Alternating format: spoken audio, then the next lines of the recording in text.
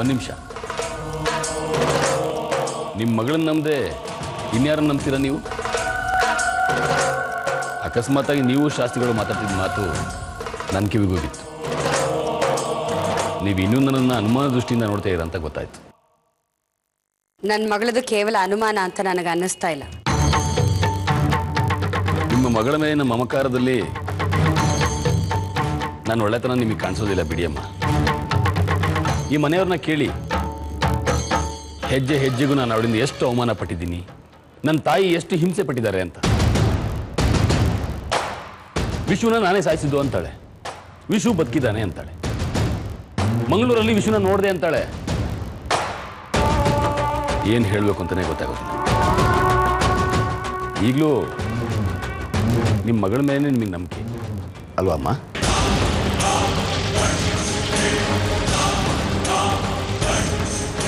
ನೀವೇ ಯೋಚನೆ ಮಾಡಿ ನೋಡಿ ಅಮ್ಮ. ಅವಳು ನನ್ನನ್ನು ಕೊಲೆಗಾರ ಅಂತ ತೀರ್ಮಾನ ಮಾಡಾಗಿದೆ. ನೀವಾದರೂ ಏನು ಮಾಡೋದಕ್ಕೆ ಸಾಧ್ಯ ಹೇಳಿ? ಅವಳು ನಿಮ್ಮನ್ನು ನಂಬಿಸ್ತಾಳೆ. ನಿಮ್ಮ ಮಗಳು ಹೇಳಿದೆ ಸತ್ಯವಾಕ್ಯ ಅಂತ ನೀವು ನಂಬಿಡ್ತೀರ. ಆದರೆ ಆ ನಿಮ್ಮ ನಂಬಿಕೆ ನನ್ನನ್ನು ಎಷ್ಟು ಹರ್ಟ್ ಮಾಡುತ್ತೆ ಅನ್ನೋದು ನಿಮಗೆ ಗೊತ್ತಾಗೋದಿಲ್ಲ ಬಿಡಿ. ಎಲ್ಲರಿಗೂ ಅವ್ರವ್ರ ಮಕ್ಕಳ ಮೇಲೆ ಪ್ರೀತಿ ಇರುತ್ತೆ ಅಮ್ಮ.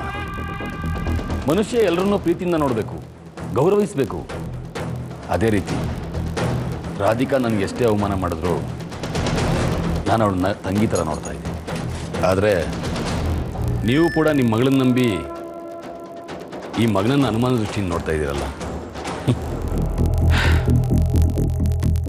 ನೀವು ಇಷ್ಟೊಂದು ಸ್ವಾರ್ಥಿಯಾಗಿಬಿಟ್ರಲ್ಲ ಅಂತ ಬೇಸರ ಆಗ್ತಿದೆ.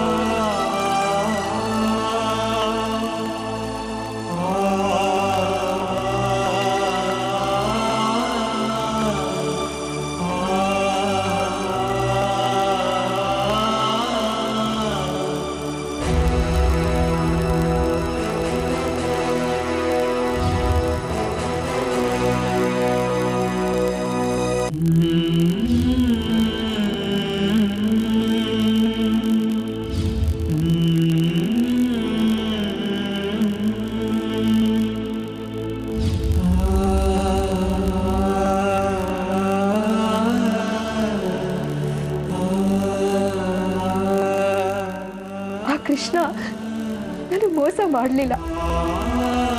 ನೀವು ಬದುಕಿದ್ದೀರಾ ಅಂತ ನಾನು ಎಷ್ಟು ಹೇಳಿದ್ರು ಈ ಮನೆಯವ್ರು ಯಾರು ನನ್ನ ಮಾತನ್ನು ನಂಬ್ತಾನೆ ಇರಲಿಲ್ಲ. ಈಗಲೂ ಅಷ್ಟೆ, ಯಾರು ನನ್ನನ್ನು ನಂಬ್ತಾನೂ ಇಲ್ಲ. ನನಗೆ ಚಿಂತೆ ಇಲ್ಲ ರೀ. ಯಾಕೆ ಅಂದರೆ ನಾನು ನಿಮ್ಮನ್ನ ಕಣ್ಣಾರೆ ನೋಡಿದ್ದೀನಿ. ಬಹುಶಃ ನಾನು ನಿಮ್ಮನ್ನ ನೋಡಲಿ ಅಂತಾನೆ ಆ ಕೃಷ್ಣ ನನ್ನನ್ನು ಅಲ್ಲಿಗೆ ಕಳಿಸಿದ್ದ ಅನ್ಸುತ್ತೆ. ಇನ್ನು ಮುಂದೆ ಆ ಶಾಂತನು ಶಾರದ ಆಟ ನಡೆಯೋದಕ್ಕೆ ಸಾಧ್ಯನೇ ಇಲ್ಲ. 1000 ಸುಳ್ಳು ಒಂದು ಸತ್ಯದ ಮುಂದೆ ಸೋತ್ ಹೋಗುತ್ತೆ ಅನ್ನೋದು ಇವತ್ತು ನನಗೆ ಗೊತ್ತಾಯ್ತು ರೀ. ಇವತ್ತು ನನಗೆ ಗೊತ್ತಾಯ್ತು ರೀ. ನೀವು ಬಂದಾಗ ನನಗೆಷ್ಟು ಖುಷಿ ಆಗುತ್ತೆ ಅನ್ನೋದಕ್ಕಿಂತ ಈ ಮನೆಯವ್ರು ಖುಷಿ ಪಡ್ತಾರಲ್ಲ, ಅದನ್ನ ನಾನು ನನ್ನ ಕಣ್ಣಾರೆ ನೋಡಬೇಕು ರೀ. ರೀ, ಬದುಕೇ ಇಲ್ಲ, ನೀವಿಲ್ವೇ ಇಲ್ಲ ಅಂತ ಅನ್ಕೊಂಡಿರೋ ಈ ಮನೆಯವರು ನೀವು ಬಂದು ನಿಂತ್ರೆ ಅವ್ರಿಗೆ ಎಷ್ಟು ಖುಷಿ ಆಗ್ಬೋದು ನೀವೇ ಯೋಚನೆ ಮಾಡಿ ರೀ. ಇನ್ ಮುಂದೆ ಈ ರಾಧಿಕನ್ ಬದುಕಲ್ಲಿ ಕಣ್ಣೀರು ಅನ್ನೋದೇ ಇರೋದಿಲ್ಲ ರೀ. ನನಗೆ ನಿಮ್ಮ ಬೆಂಬಲ ಇರುತ್ತೆ ರೀ.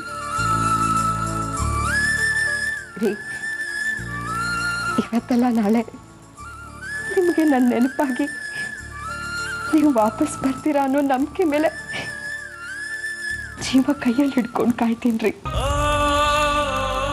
ಕಾಯ್ತೀನಿ.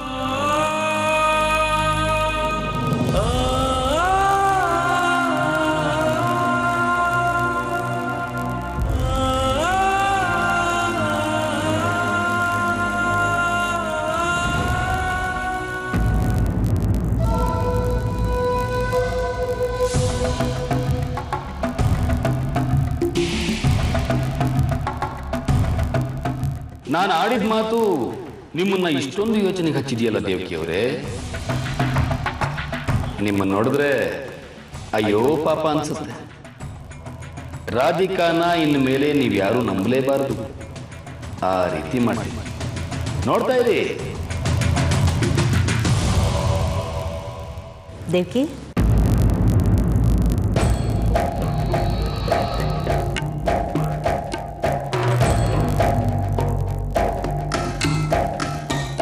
ಅಲ್ಲ, ಶಾಸ್ತ್ರಿಗಳು ಯಾಕೆ ಇಷ್ಟು ಬೇಗ ಹೊರಟೋದ್ರು? ಇನ್ನೊಂದು 2 ದಿನ ಇಲ್ಲೇ ಇದ್ದು ಹೋಗ್ಬೋದಾಗಿತ್ತಲ್ಲ. ಇಲ್ಲಮ್ಮ, ಊರಿನ ದೇವಸ್ಥಾನದಲ್ಲಿ ವಿಶೇಷ ಪೂಜೆ ಇಟ್ಕೊಂಡಿದಾರಂತೆ, ಅದಕ್ಕೆ ಹೋಗಲೇಬೇಕು ಅಂತ ಹೋದ್ರು.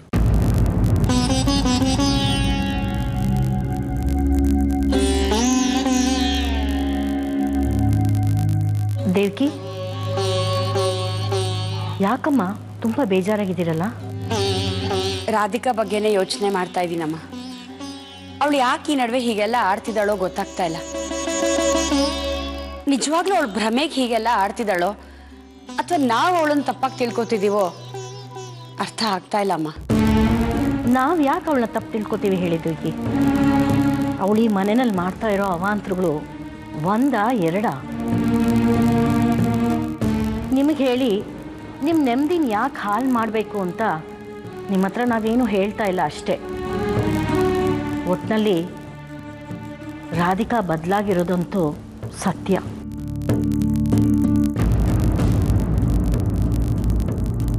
ಏನು ಮಾಡಬೇಕು ಅಂತಾನೆ ಗೊತ್ತಾಗ್ತಾ ಇಲ್ಲ. ಪ್ರತಿಯೊಂದು ವಿಷಯಕ್ಕೂ ಶಾಂತನು ಮೇಲೆ ಅನುಮಾನ ಪಡ್ತಾಳೆ.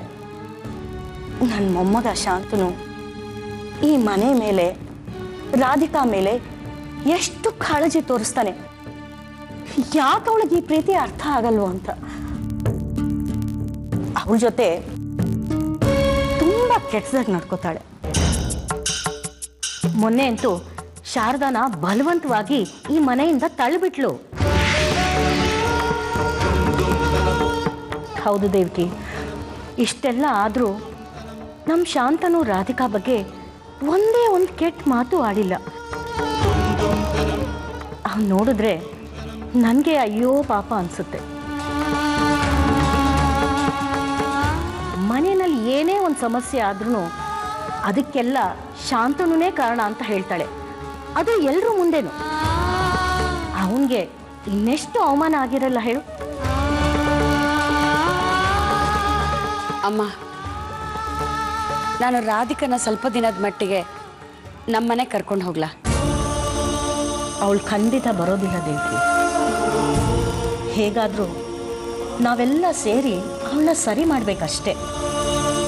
ಕನ್ನಡದಲ್ಲಿ ನೋಡಿದ್ರಲ್ಲ, ವಿಷು ನೋಡಿದೆ ಅಂತ ಹೇಗೆ ಹುಚ್ಚುಚ್ಚಾಗಿ ಆಡ್ತಾ ಇದ್ಲು. ಅದಕ್ಕೆ ಅಮ್ಮ ಹೇಳಿದ್ದು, ಅವಳು ತುಂಬ ನಂಬಿರೋ ಅವಳು ಕೃಷ್ಣನ ದೇವಸ್ಥಾನ ನಮ್ಮೂರಲ್ಲಿ ಇದೆಯಲ್ವಾ, ಆ ದೇವಸ್ಥಾನಕ್ಕೆ ಒಂದು ಸ್ವಲ್ಪ ಹೋಗಿ ಬಂದು ಮಾಡ್ತಾ ಇದ್ರೆ ಅವಳ ಮನಸ್ಸು ಸಮಸ್ಥಿತಿಗೆ ಬರ್ಬೋದೇನೋ. ಅವಳನ್ನು ಹೇಗಾದರೂ ಒಪ್ಪಿಸಿ ಸ್ವಲ್ಪ ದಿನದ ಮಟ್ಟಿಗೆ ನಾನು ಕರ್ಕೊಂಡು ಹೋಗ್ತೀನಿ. ಸರಿ ದೇವಿ. ಸರಿಮಾ, ನಾನು ಅವಳ ಹತ್ರ ಮಾತಾಡ್ತೀನಿ.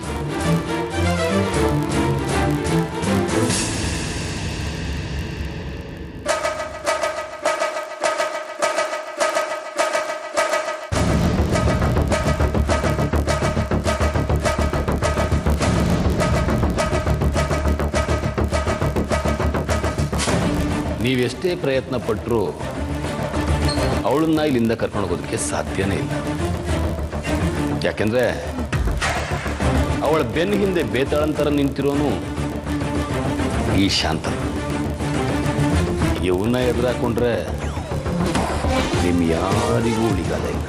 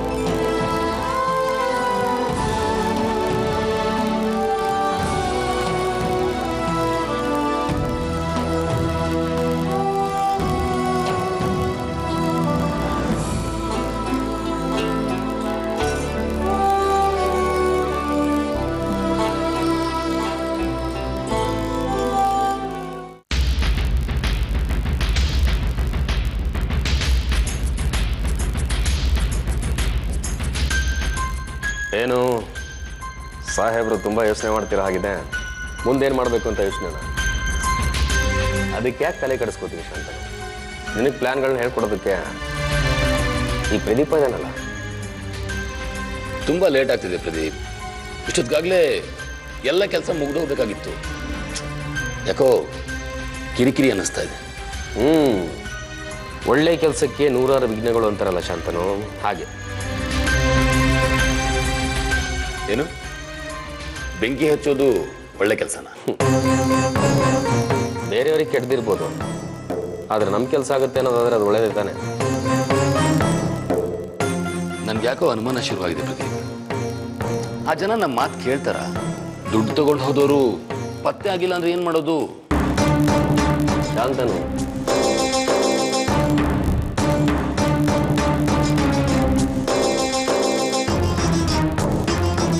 ಅವರು ಅಡ್ವಾನ್ಸನ್ನ ಕಣ್ಣಿಗೆ ಹೊತ್ಕೊಂಡು ತಗೊಂಡು ಹೋದವರು. ಇನ್ನು ಫುಲ್ ಅಮೌಂಟ್ ಕೊಟ್ರೆ ಬರೀ ಮನೆಗೇನು ಇಡೀ ಊರಿಗೆ ಬೆಂಕಿ ಹಾಕ್ತಾರೆ. ಅದೇನು ಹೇಳ್ತಾರಲ್ಲ, ದುಡ್ಡು ಮನುಷ್ಯನ್ನ ಹಾಗೆ ಮಾಡಿಸುತ್ತೆ. ಈಗ ಉದಾಹರಣೆಗೆ ನಿನ್ನೆನೆ ತಗೋ. ಚೇಚೆ, ನಾನು ಅವತ್ತೇ ಹೇಳಿದ್ನಲ್ಲ ಪ್ರದೀಪ್, ನನಗೆ ದುಡ್ಡಿನ ಆಸೆ ಇಲ್ಲ ಅಂತ. ದುಡ್ಡು ನಿನಗೆ, ನನಗೆ ಪಟ್ಟ ಮಾತ್ರ ಸಾಕು. ನಿಜನಾ? ನಿಜ ಪ್ರದೀಪ್. ಈ ವಿಷಯದಲ್ಲಿ ನನ್ನನ್ನು ಅನುಮಾನಿಸಬೇಡ. ಧರ್ಮಾಧಿಕಾರಿನೂ ನಾನೇ, ಅದರಿಂದ ಸಿಗೋ ದುಡ್ಡಿಗೆ ಒಡೆಯನೂ ನಾನೇ. ಹಾಗೇನಿಲ್ಲ ಶಾಂತ, ಸುಮ್ಮನೆ ತಮಾಷೆಗೆ ಹೇಳಿದೆ. ನಿನ್ನ ಮನಸ್ಸನ್ನ ತುಂಬಾ ಚೆನ್ನಾಗಿ ಓದಿದ್ದೀನಿ ಶಾಂತ, ನನಗೆಲ್ಲ ಅರ್ಥ ಆಗುತ್ತೆ. ಮತ್ತೆ ಅವರಿಂದ ಸುದ್ದಿನೇ ಇಲ್ವಲ್ಲ? ಶಾಂತನು ನಾನು ಈಗಾಗಲೇ ಅವರಿಗೆ ಫೋನ್ ಮಾಡಿದ್ದೀನಿ. ಇವತ್ತು ರಾತ್ರಿನೇ ಮುಹೂರ್ತ ಫಿಕ್ಸ್. ಅದರ ಬಗ್ಗೆ ನೀವು ಯೋಚನೆ ಮಾಡಬೇಡ. ಆದರೆ ಅದಾದ್ಮೇಲೆ ಏನು ಮಾಡಬೇಕು ಅದ್ರ ಬಗ್ಗೆ ಯೋಚನೆ ಮಾಡೋಣ. ಅದೆಲ್ಲ ಸರಿ ಪ್ರದೀಪ್. ನಮ್ಮ ಪಾಲಿಂದ ನಾವು ದಕ್ಕಿಸ್ಕೊಳ್ಳೋದಕ್ಕೆ ಕಷ್ಟಪಡ್ಬೇಕು. ಆ ರಾಧಿಕಾ ಹಠದಿಂದ ಇಷ್ಟೆಲ್ಲ ಆಗ್ತಾ ಇದೆ. ನನಗೇನಾದ್ರೂ ಕೋಪ ಬಂದ್ರೆ ಅವಳನ್ನ ಮುಗಿಸೋ ಯೋಚನೆ ಮಾಡಬೇಕಾಗುತ್ತೆ. ಅದು ನನಗೆ ದೊಡ್ಡ ವಿಷಯ ಅಲ್ಲ. ಹಾಗಾದ್ರೆ ಇಲ್ಲಿ ತನಕ ತಾವು ವೆಜ್ಜಿನಲ್ಲಿ ಮುಗಿಸಿದ್ರಾ? ಏಯ್ ಪ್ರದೀಪ್, ಸುಮ್ಮನೆ ಕೋಪದಲ್ಲಿ ಹಾಗಂದೆ ಅಷ್ಟೇ. ನನ್ಗೆ ಆ ಕೆಲಸ ಮಾಡಿ ಗೊತ್ತೇ ಇಲ್ಲ. ನನಗೆ ಗೊತ್ತಿದೆ ಶಾಂತನು, ನೀನು ಸತ್ಯನೇ ಹೇಳ್ತಾ ಇದೀಯ.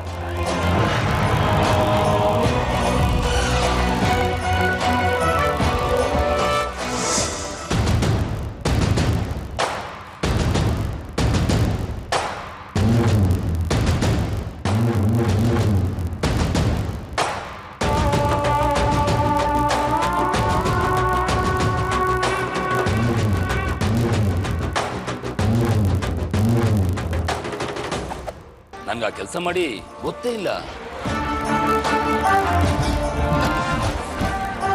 ನನಗೆ ಗೊತ್ತಿದೆ ಶಾಂತನು, ನೀನು ಸತ್ಯನೇ ಹೇಳ್ತಾ ಇದೀಯ.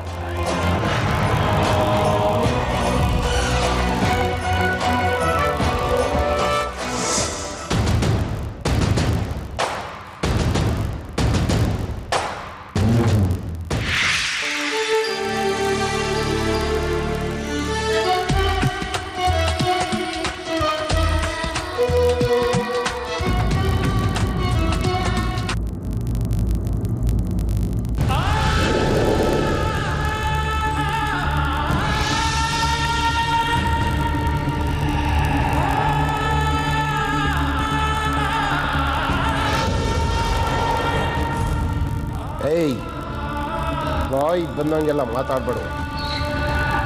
ನಮ್ಮ ಪಾರ್ಥ ಅಂತ ಹುಡುಗ ಅಲ್ಲ.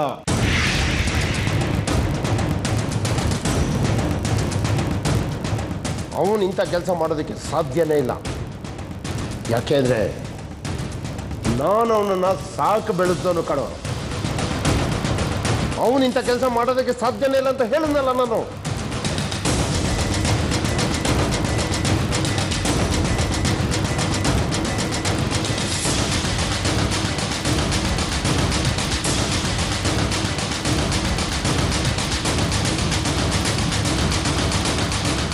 ಸುಳ್ಳು ಸುಳ್ಳು ಪಾರ್ಥ.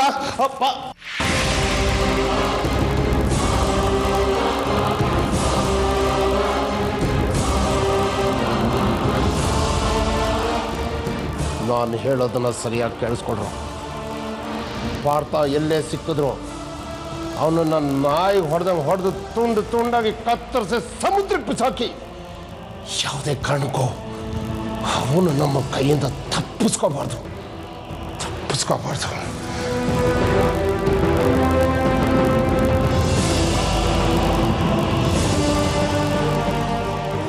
ಪಂಡಿತ್, ಯಾಕೆ ಏನಾಯ್ತು?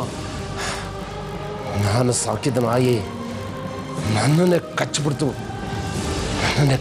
ಜಯಣ್ಣ. ಇದು ಆ ಶೆಟ್ಟಿದೆ ಕೆಲಸ.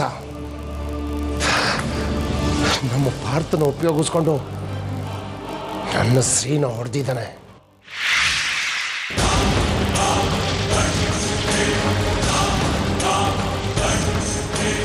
ಏನೋ ಪಂಡಿತ್, ನಿನ್ನ ಶ್ರೀಗೆ ಯಾರೋ ಹೊಡೆದ್ರಂತಲ್ಲ? ಯಾಕಪ್ಪ, ಯಾಕೆ ಹೀಗೆ ಮಾಡಿದ್ರು?